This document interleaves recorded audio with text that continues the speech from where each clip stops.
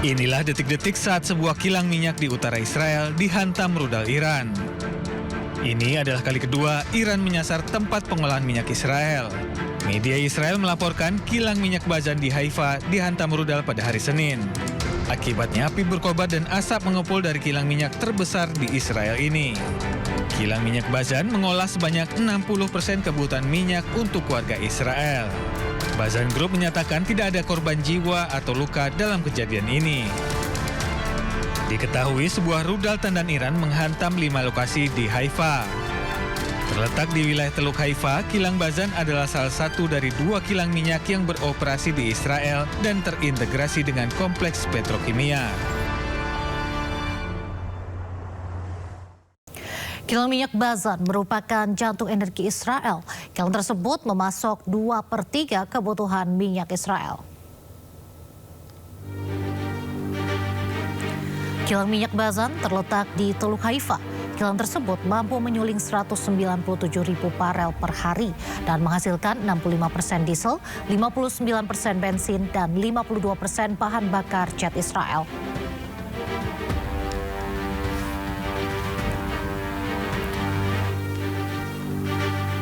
Akibat diserang Iran, kilang Bazan kerap menyebabkan kebakaran.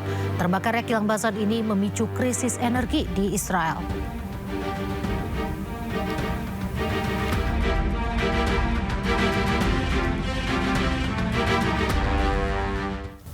Ketegangan di Timur Tengah yang melibatkan Amerika Serikat dan Zionis Israel serta Iran berdampak pada ketersediaan energi di sejumlah negara. Salah satunya di Mesir, di mana sejumlah toko harus tutup lebih awal guna menghemat energi.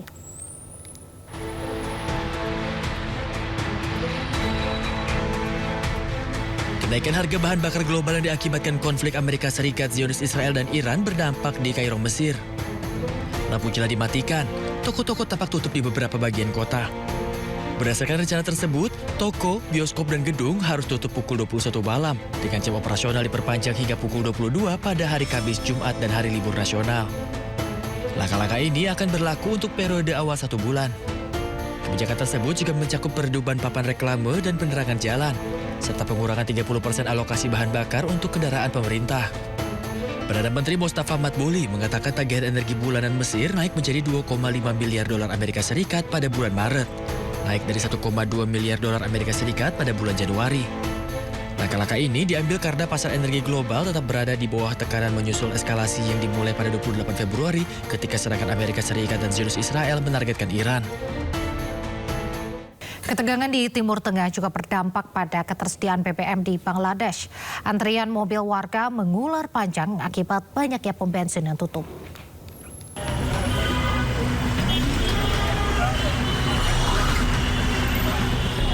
Bangladesh dilanda krisis bahan bakar setelah berakhirnya liburan Idul Fitri yang dipicu oleh gangguan pasokan terkait perang di Timur Tengah. Ribuan pengendara di Dhaka menunggu berjam-jam di pom bensin di seluruh kota. Mereka menunggu lama untuk mendapatkan bahan bakar karena banyaknya pom bensin yang tutup dan pasokan yang tersedia dijatah. Warga setempat mengatakan kekurangan ini berdampak langsung pada jam kerja dan rutinitas harian mereka.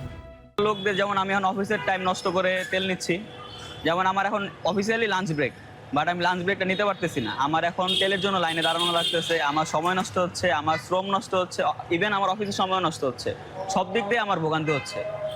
এখন আসলে এটা যদি আমাদের actual crisis হতো তাহলে আমি এটা রিল্যাক্সে মেনে নিতাম। Meskipun pemerintah meyakinkan bahwa stok bahan bakar mencukupi, para pengendara mengatakan mereka tidak dapat memperoleh bahan bakar bahkan setelah menunggu lama. Di tengah ketidakpastian, pihak lain menyoroti praktik penjatahan dan spekulasi seputar kemungkinan kenaikan harga.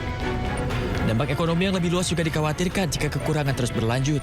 Asosiasi pemilik pom bensin Bangladesh memperingatkan bahwa beberapa pom bensin mungkin terpaksa tutup dan mendesak pihak berwenang untuk meningkatkan keamanan di tengah laporan penyitaan bahan bakar dan kerusuhan di pom bensin.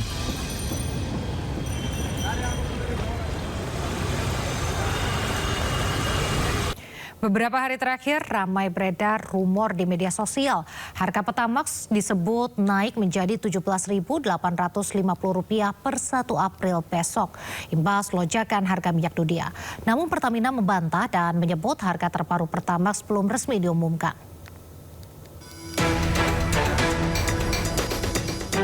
Harga minyak dunia yang melonjak hingga $115 per barel berdampak pada anggaran subsidi BBM di Indonesia.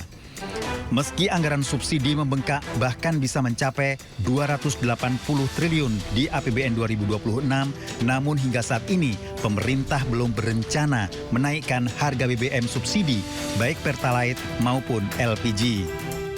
Kita belum menaikkan harga. Doakan kami dari pemerintah khususnya untuk subsidi sampai dengan semalam arahan Bapak Presiden untuk mencari akal bagaimana agar kita jangan memberatkan rakyat. Jadi untuk subsidi. Jadi saya dengan Menteri Keuangan sekarang terus menerus untuk mencari solusi yang terbaik sekalipun krisis, tapi tetap rakyat kita perhatikan tentang keadaannya. Berbeda dengan harga Pertalite subsidi, harga BBM Pertamax ramai disebut akan naik dalam waktu dekat. Di media sosial, Pertamax disebut naik hingga 17.850 per 1 April besok. Naik sekitar 5.550 dari saat ini 12.300. Kenaikan tajam juga terjadi pada harga Pertamina Green 95, Pertamina Turbo, Pertamina Dex, dan Dex Lite. Namun rumor itu dibantah Pertamina. VP Corporate Communication Pertamina Muhammad Baron menegaskan hingga kini belum ada pengumuman resmi mengenai harga BBM non-subsidi per 1 April 2026. Tim Liputan iNews melaporkan.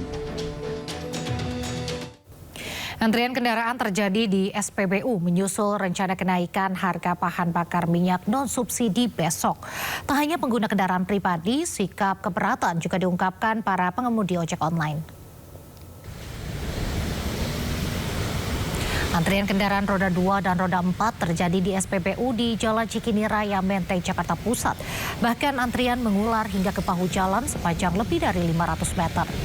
Antrian diduga karena warga panik atas rencana kenaikan PPM imbas kian memanasnya situasi di Selat Hormuz akibat konflik Amerika Serikat, Israel, dan Iran.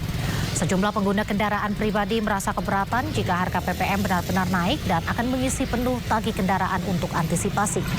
Rencana kenaikan harga BBM juga dikeluhkan para pengemudi ojek online. Mereka mengaku keberatan mengingat kenaikan BBM tidak diikuti dengan naiknya tarif ojol per kilometer dari pihak aplikator yang tentunya akan membuat penghasilan mereka kian berkurang.